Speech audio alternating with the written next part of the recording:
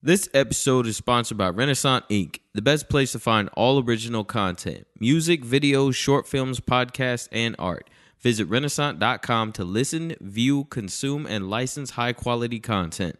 Renaissance.com. An audio experience best enjoyed in stereo. The Huckleberry Show!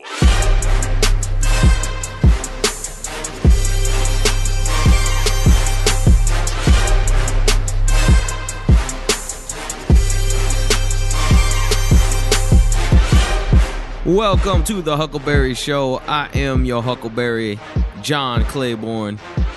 Discipline thyself is the conversation today. I'm basically just going to go over, we all know why discipline is important, but I'm going to go over why I do what I do and how I practice what I practice. Oh, let's go.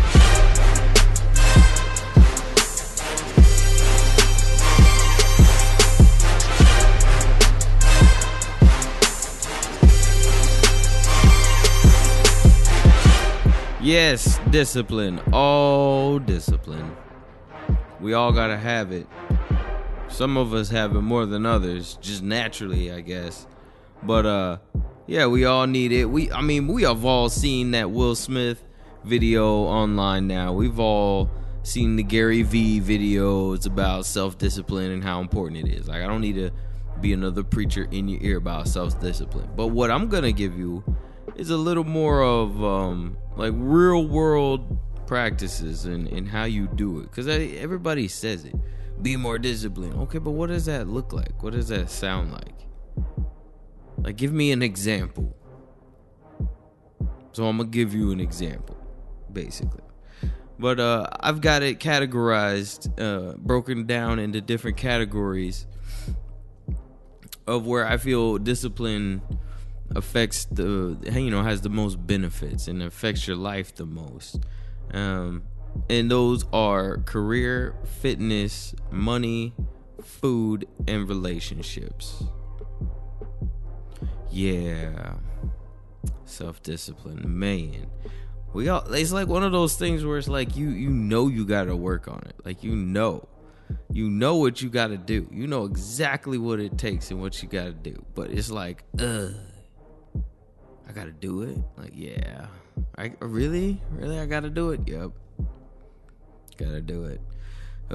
So let's get started. First one is career.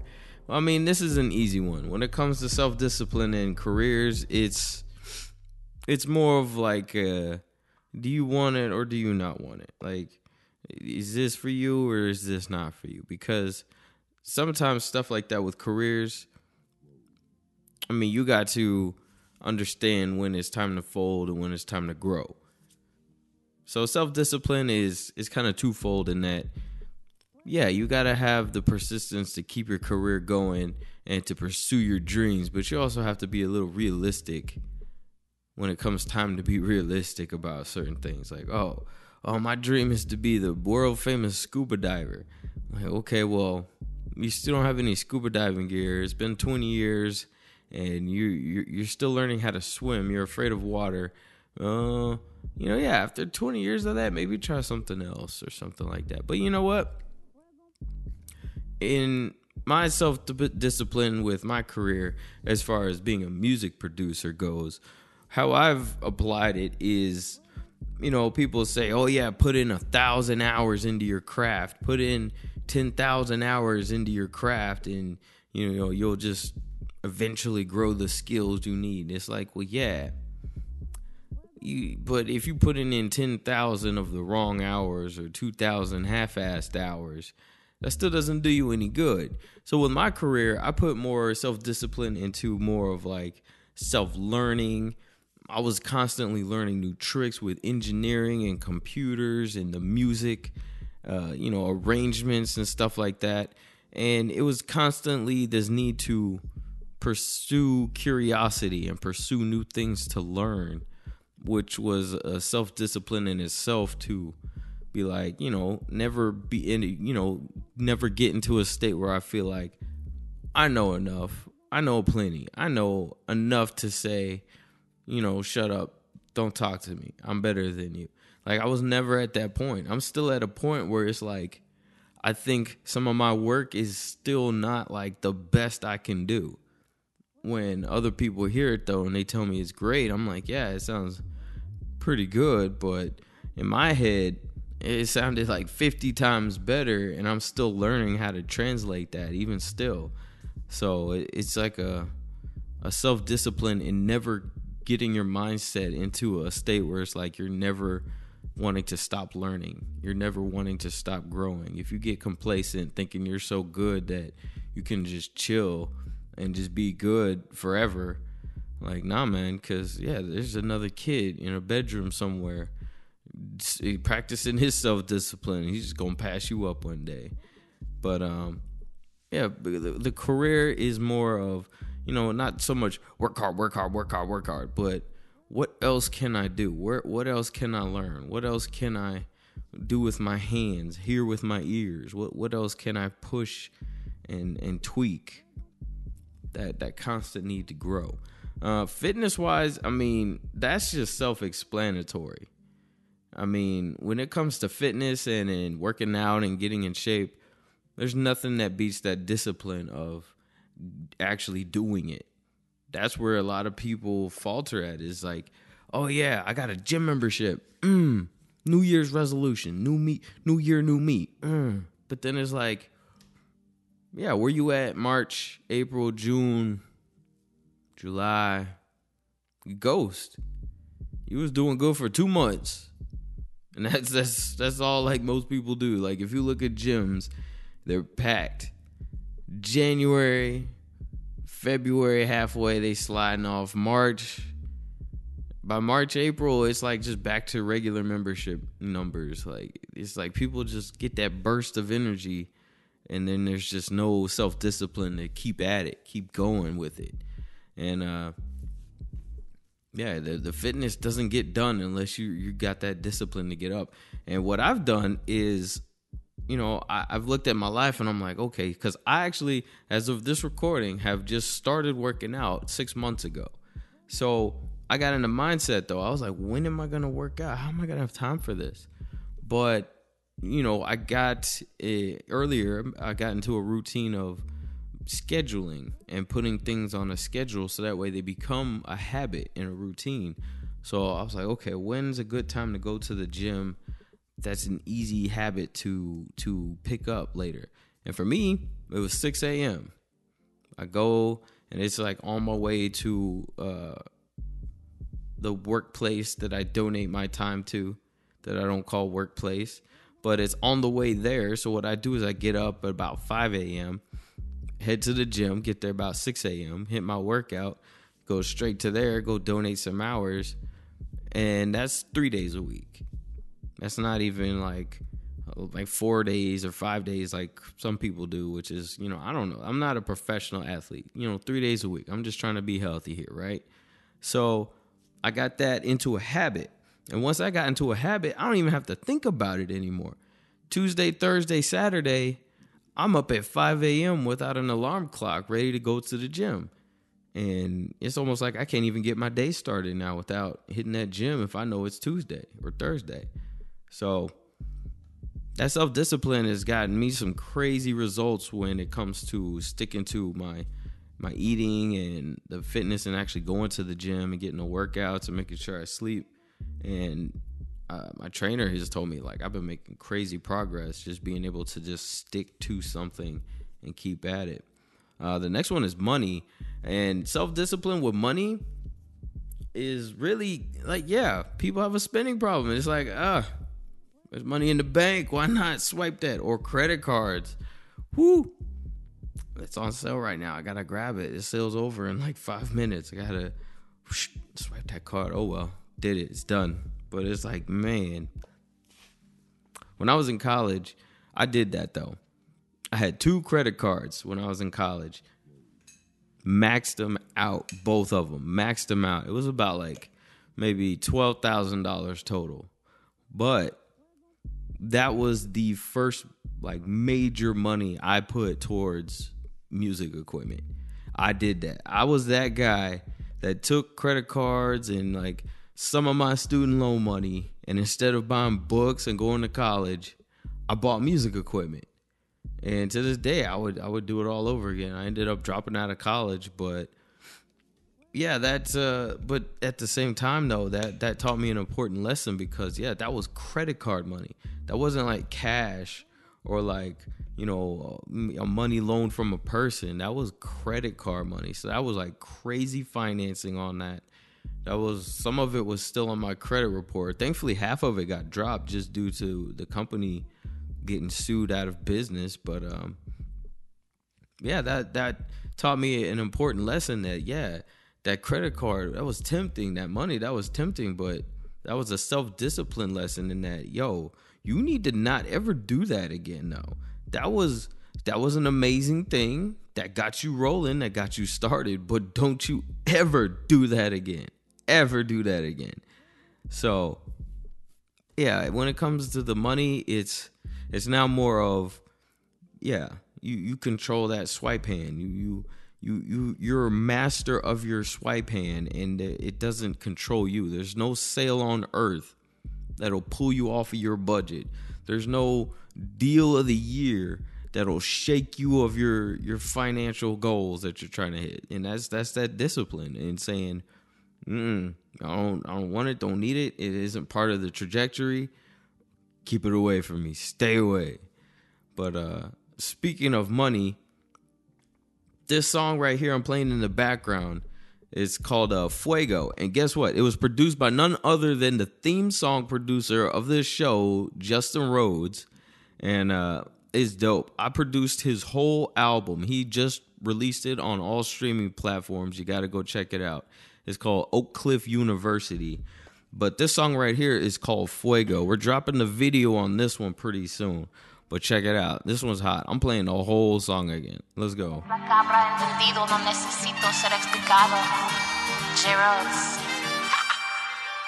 Fuego. J-Rose, super hot movie. Fuego. Trying to be a boss, put my team on a payroll. RIP to Mac Miller, RIP to Bankroll. Everything you did on the earth still. Fuego.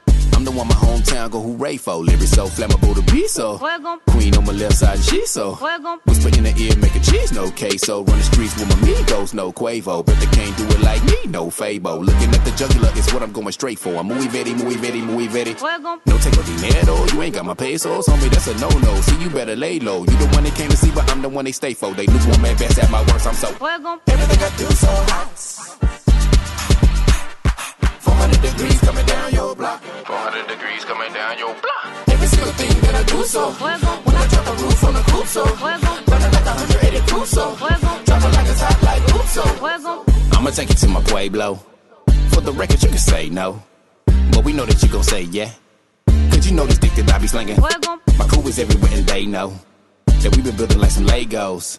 I got the sauce, boy, fresh tomatoes. Oh, you got the sauce too? Yours Prego. I'm the one you need to vote for like Pedro. I'm the one you need to vote for like Beto. Hit it out the park, Jose Canseco. Seamos malos porque se sigue ten. Got an eye out for the real. A rider and all of the above. I don't even know you, but you're hating. Me and Stelio is muy caliente. Everything I do so hot. 400 degrees coming down your block. 400 degrees coming down your block. Every single thing that I do so. When I drop a roof on the coupe so. Running like 180 proof so. Dropping like it's hot like hoop so. Hey, muy caliente. Muy caliente on them boys. Muy caliente on them boys. Muy caliente. Muy caliente on them boys. Muy caliente on them boys. Hey, muy caliente. Muy caliente on them boys. Muy caliente on them boys. Hey, muy caliente. Muy caliente on them boys. Muy caliente on them boys. I'm hot, so don't disrespect me or I flip tables. Put a hoe in your dome like a bago. Mijo, don't test me, please, I'm so. Oh, you gon' try me? Who is this braso? Supercharged, I'm in San Diego. I'm the one your baby mama cake for him. Home on the AI without the braids though. Comments life don't get you paid, bro. You gotta work all of your angles. Label investors like a bank loan. Free game for all of you A-hoes, and you know it's Master Chief without the halo. I'm different, original. I go the opposite wherever they go. Got the killer instinct, Jago. I'm Samuel L. Jackson with a K, go and rap for him. Everything I do so hot. 100 degrees coming down your block. Every single thing that I do so. When I drop the roof on the coupe, so. Yeah, got me dancing in here. Yeah, I mean, Justin Rose, though, he produced the whole album and then wrote and rapped on the whole album. This is his first time back being an artist himself, but he's a dope musician, dope producer, has a good ear for things. He's done a lot of good things, so check out his music. Like I said, I mixed and mastered the whole project, so I was working very closely with him and getting everything sounding right, so it's one of my passion projects that I've worked on lately. But anyways, the link will be in the show notes. Moving on, though, we are disciplining thyself. So the next one is food. After money, we have food. So with food, that's another one that's just like self-explanatory. Yeah, you know exactly what healthy food is and what it looks like and what it tastes like. Yet every day, some of us choose, how healthy we want to be on that slider scale. I tend to be a little more healthier these days. I'm trying to attain a certain body fat percentage and all that. My personal trainers got me looking at macros and things like that. I'm actually going to break all that down in a whole separate episode because I think it's fun now. I didn't really like eating before, but now that I really have understand the science and how the body breaks down proteins and things like that, it's kind of fun, eating a specific certain way and then watching your body react exactly how the scientist said it's going to react. Like, yeah, eat this much protein, you'll get this much muscle. Eat protein and fat, and you'll lose weight. Like, that sounds crazy. That's basically the keto diet, but it's true. But anyways, so self-discipline in food, self-explanatory. But it's like, how do we get there, though? Like, it's hard. How do you get to a point where you're eating right and you're eating the correct foods all the time with no problem, like no cravings, no nothing? And I would be lying to say that there's no cravings. Like, I notice when my carb levels start dropping and I'm getting into that ketosis state that my body just starts raging for carbs, and it almost just feels like any carbs will do. There's good carbs and bad carbs, but my body's just like, I don't care. Eat a carb, eat all of it. Eat all the carbs right now. And if it's just a whole family bag of Doritos next to me, it's like, Lord, that's going to take, a lot of discipline, a lot of strength right there to walk away from that. But I've learned to portion, though. I've learned not to ignore my cravings. So like Skittles are my kryptonite, and lemon heads. A lot of people have known me for a while. They know I love lemon heads. So, you go, and I'll go to the dollar store and get these. I told myself, too, like, if you're going to do this, don't spend money on it. Don't buy a $3 pack of Skittles at the grocery store. Go to the dollar store. It's the same thing for $1. Anyways, so instead of just downing that whole pack of Skittles, I got these little Tupperware things. They're like half a cup. And if your half a cup is about like half a palm full of whatever, like just like a little bit. So I will get that little Tupperware and I open that pack of Skittles and I'll pour however many in that little Tupperware thing. It only fits a little bit. So, and I'll ball up the rest and I'll put the rest of the pack away. And it's true. We have an eyeball to stomach relationship with food. If we see it, even if our body sends hunger signals saying we're full, if we see it, we can still eat it. Like, we will fit it in there. So if I'm only looking at this little bit of Skittles and I eat them all, my brain shuts off. It's like, that was great. We're done. Craving's gone. And I only ate a little bit. It's portioning, getting your portions in. It's like everything, everything in moderation, right? Well, that was just me tricking myself into moderation. And now I'm up to a point where I can just pour a little bit of Skittles in my hands and put the rest up, and my body won't even want anymore. I can even look at the pack that's left and be like, kind of sick to my stomach if I eat any more today. And it's great. It's helping me, eat a lot less sugar, eat a lot less carbs and stuff like that, and helping me get to my goals. So Sometimes you have to trick your own self into self-disciplining. Like, you know exactly what you have to do, but you almost have to outsmart yourself to get yourself to do it, if that makes sense. And then by then it's a habit and a routine, and you're off and going. It's no problem. Now, the last one is relationships, and that's not saying like your monogamous, boyfriend, girlfriend, partner relationship, however you want to do it. It's more about just in general, your relationships with people in general. And self-discipline comes with a lot of like controlling yourself, your emotions, and understanding what will happen if you say this to this type of person, or this at this time to this type of person. So say, for instance, somebody that you talk to gets you upset a lot, and they argue and get angry. That's on you. That's on your self-discipline to handle your emotions. It's a two-way street. It's an argument. You can cut your side of the street off at any point, and then they just sitting there talking to themselves. So self-discipline comes into play also, because, man, I have a story. Okay. Like, a lot of people too, like sexual drives, like people a lot of times don't have like control of their sex drive. Like, that's why strip clubs work so well. They get to dancing on you and get you to spend your money. If you got no self-control, no discipline, yeah, you're going to go broke at the strip club. That's their job, is to poke at your self-discipline. Like, you're weak. Look at this in your face. Look at this on your body. I'm rubbing it all on you. Give me more. Give me more of your money. So back in about 08, 09, this was when I was a beat maker. I had this R&B artist call me up. It was a female, and she wanted some beats. So I'm like, okay, let's go. I'll meet up. Where you want to meet up? She's like, oh, we can meet up at my place. I'm like, huh. Okay. Well, you seem confident and comfortable with it, so whatever. We'll meet up at your place. So she gives me the address, and we decide on a date and time. I head on over there. I even hit her up right beforehand, like, hey, I'm on my way. We still cool? All right, cool. On my way. I get there. This young lady opens the door in a see-through robe and lingerie underneath it. No shoes.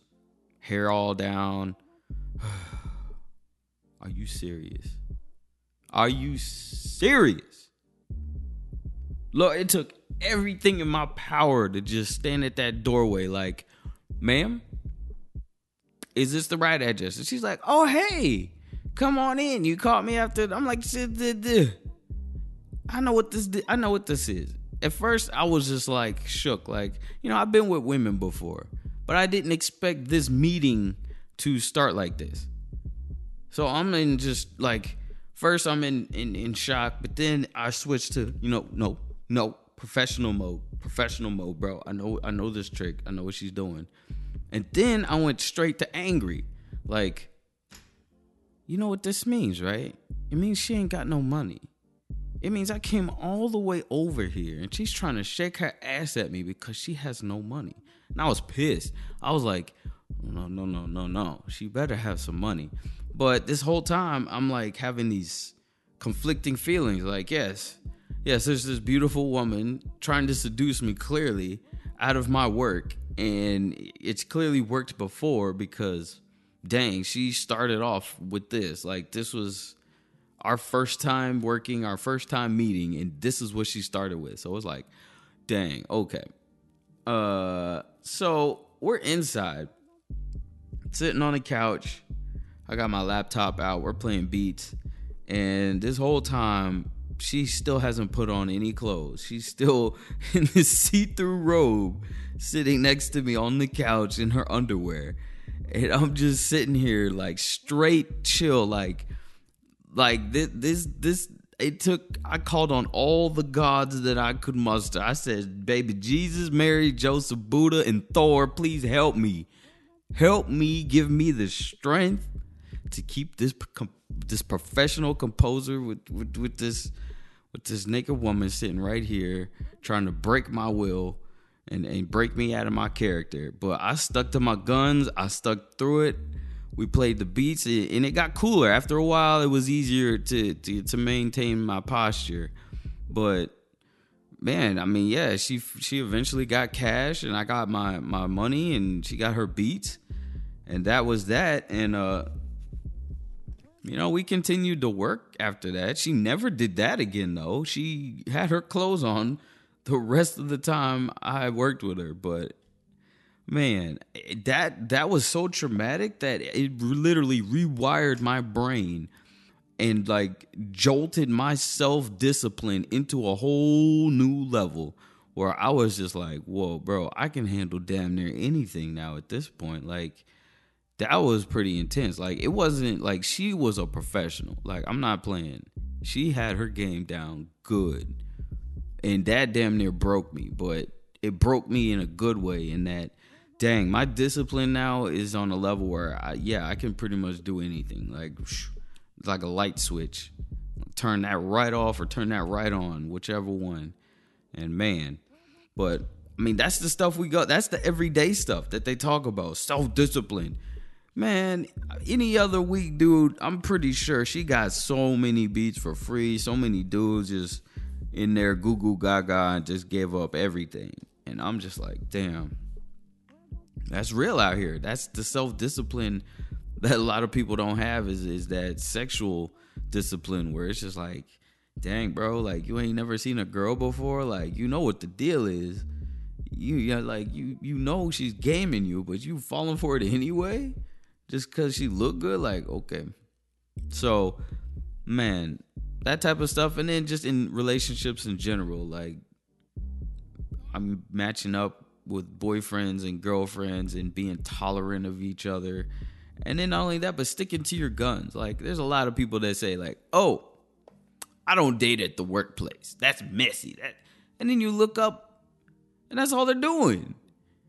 They just went from like dude to dude or girl to girl, and all they're doing is dating at the workplace. Like, bro, you keep saying you don't date at the workplace, but you're doing the total opposite. Like, where is your self-control? You got morals, but you don't even stick to your own morals. So, no, man, come on. Like, if you have self-discipline when it comes to relationships, if there's something you like, something you don't like, sometimes it's okay to not bend for anybody. Like, that's just my thing, and I'm sticking to it kind of thing. Like, you'll end up happier that way. A lot of people, that's what they call settling. I don't like the word settle, but that's definitely not a disciplined move where you're sticking to your code. Like, no, I said no chicks with green teeth, and that's final. That last one was the last straw, and then that's it. You stick to it, even if she cute, sexy as hell. Damn, she got green teeth. Ooh, no, bro, that's your thing. Don't do it. No green teeth. But anyways, so I like to practice self-discipline. And what that means is really self-discipline is nothing more than things you do every day that add up in the long run. So they have no change today, probably not even this week or this month, but in the long run there's change. And there's a list that I found, and I wrote down a few things that I like to do and I like to practice every day that helps me practice self-discipline. And that basically just gets you it's like fitness and everything. You got to practice doing it every day. So here's the list. First one is gratitude. A lot of people don't show enough gratitude, like especially like food service or when you're out in public. I always make sure if it's something that somebody did that just acknowledged my existence, if it's something I liked, I'll thank them for it. Oh, hey, how's your day, Sonny? Oh, hey, what's up, old man? How you doing? You day good? How are your knees? Okay, all right, I'll talk to you later. Or somebody even they offer you something stupid even if you don't want it. Well, hi sir, would you like a free sample?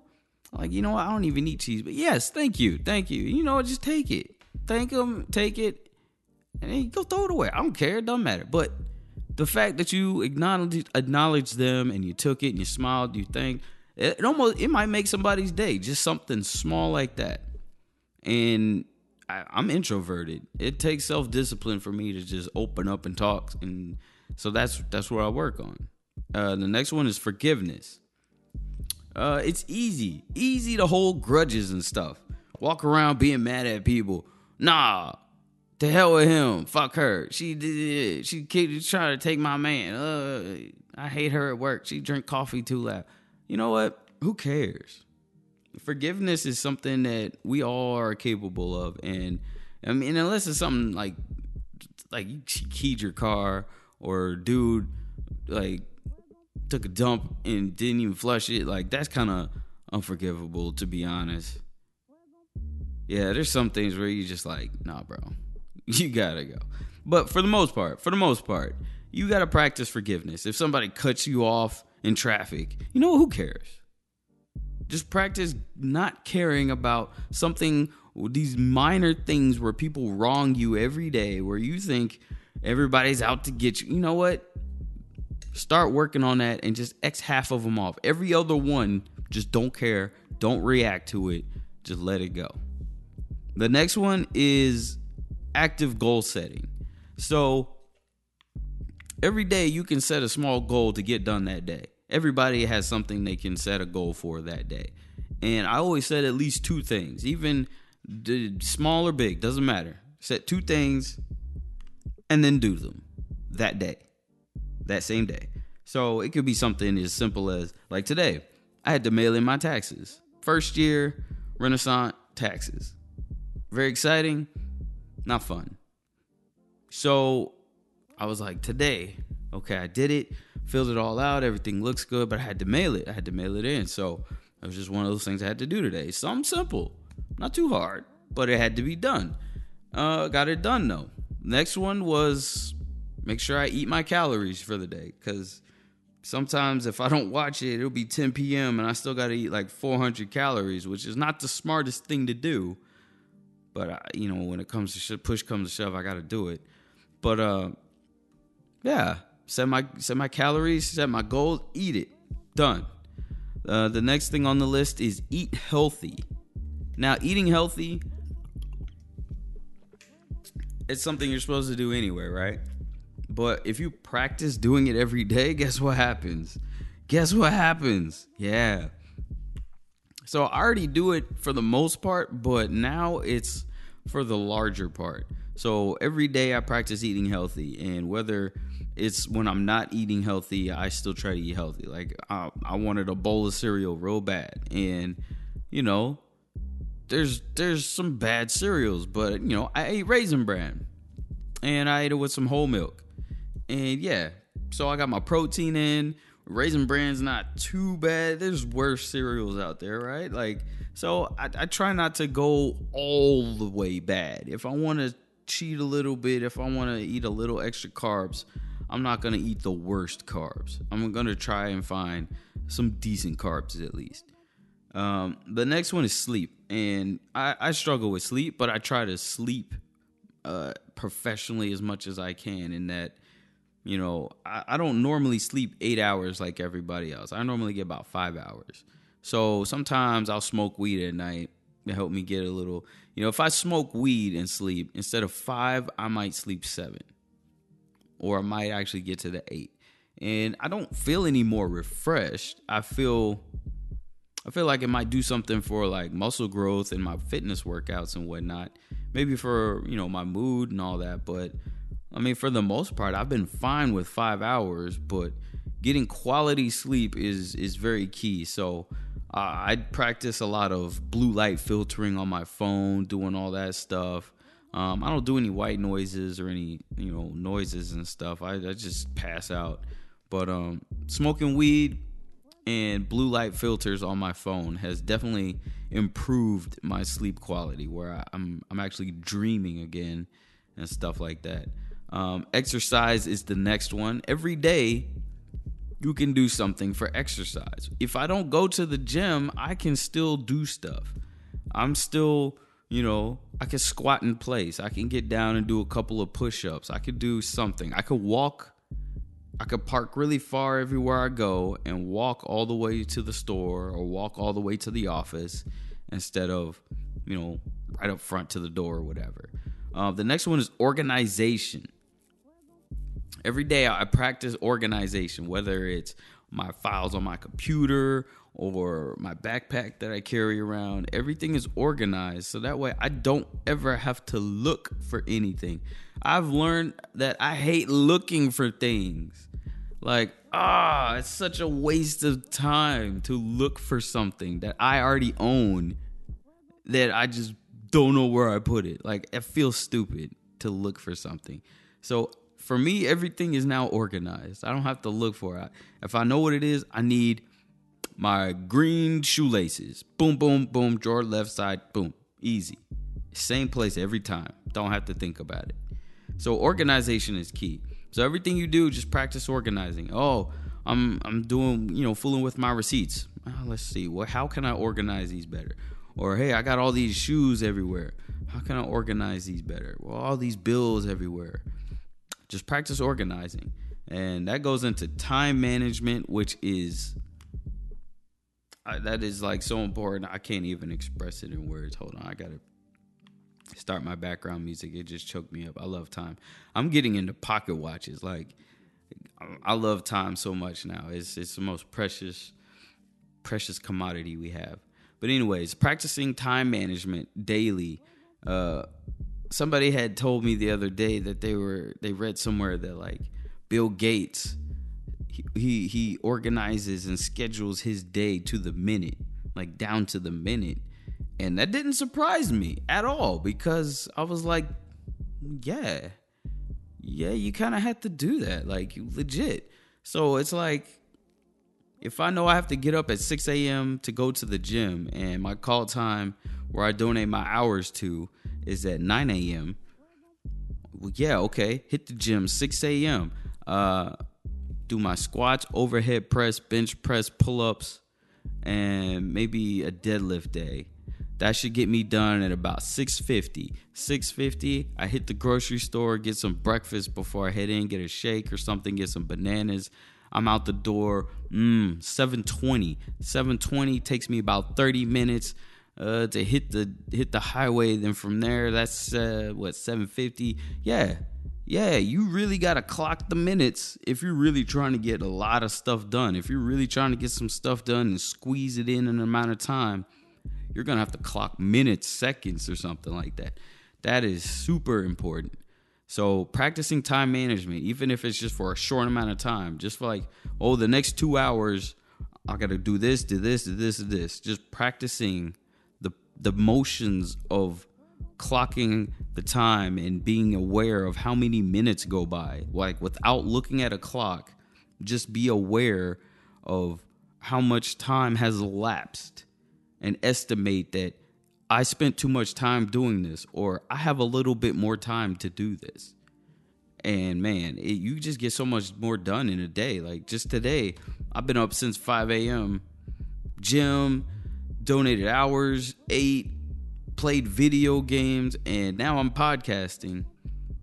And it's technically still today. I have about 2 more minutes before it's midnight.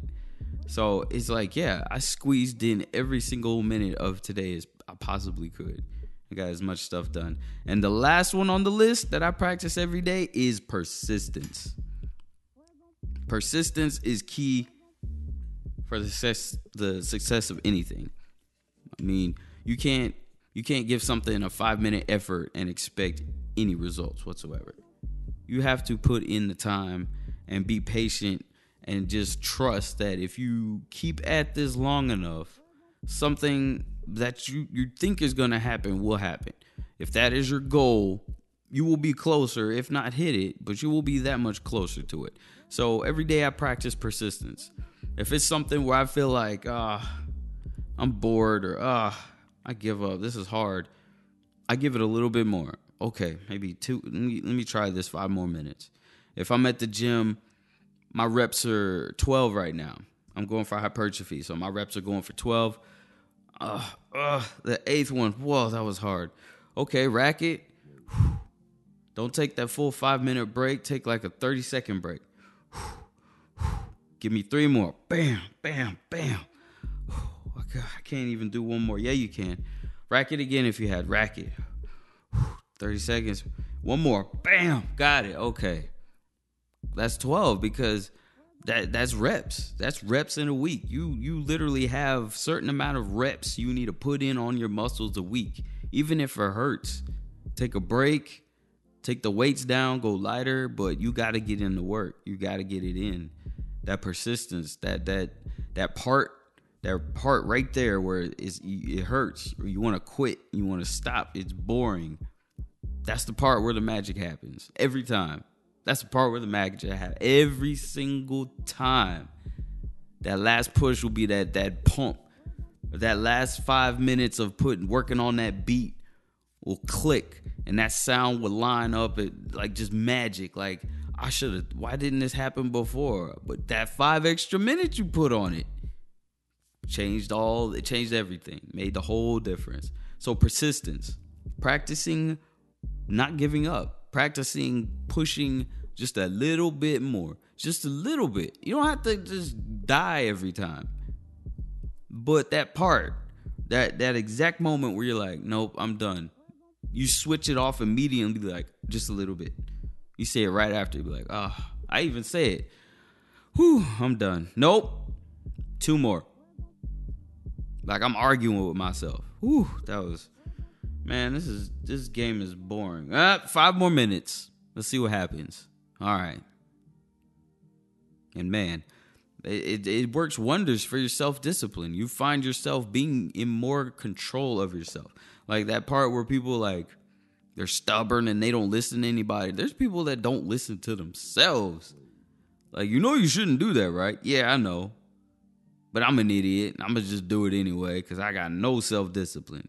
I'm like, okay. Like, I just watch people and they'll say it. I got no self-discipline. Like, it's funny. And I'm just like, bro, it's not funny. You need to work on that. Damn. Because that's something everybody needs. That's not based on race, religion, nothing.